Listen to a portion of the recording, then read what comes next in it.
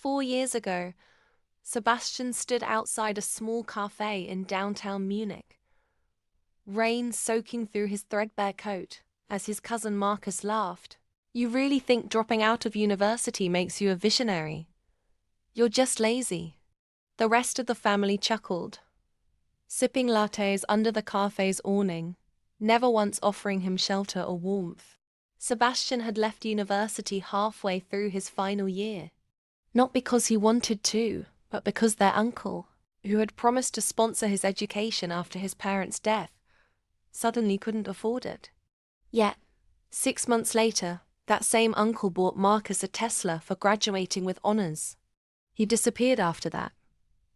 No calls, no texts, no more being the object of pity or ridicule. Fast forward to a brisk Thursday morning in Zurich. Inside the glass towers of a Veritech AG, the scent of polished wood and imported espresso beans wafted through the 38th floor boardroom. A major partnership was about to be signed. A Veritech and a struggling mid-sized software firm from Berlin looking to be acquired. Marcus was now the CTO of that Berlin firm. His company had been hemorrhaging funds for months. This acquisition was their lifeline. Marcus adjusted his tie nervously. "I heard their VP is brutal," he whispered to his CEO. The door opened. Sebastian walked in. Sharp navy suit. Clean lines. The unmistakable air of command. Marcus froze, mouth ajar. "C'est Seb?" Sebastian didn't flinch. He didn't smile. He took his seat at the head of the table, opened his folder, and began the meeting like Marcus was any other failed entrepreneur begging for a bailout.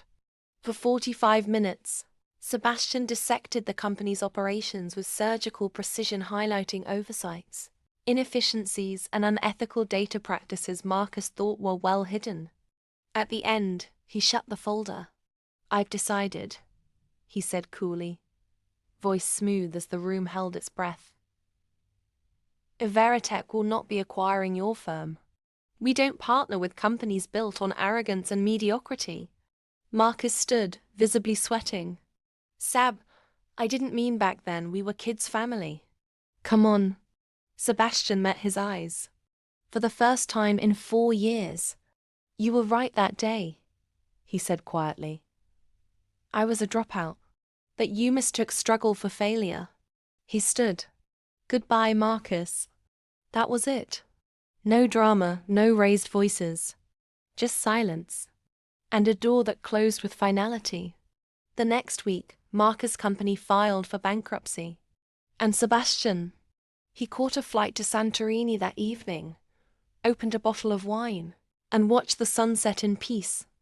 His past now as irrelevant as the people who once mocked him.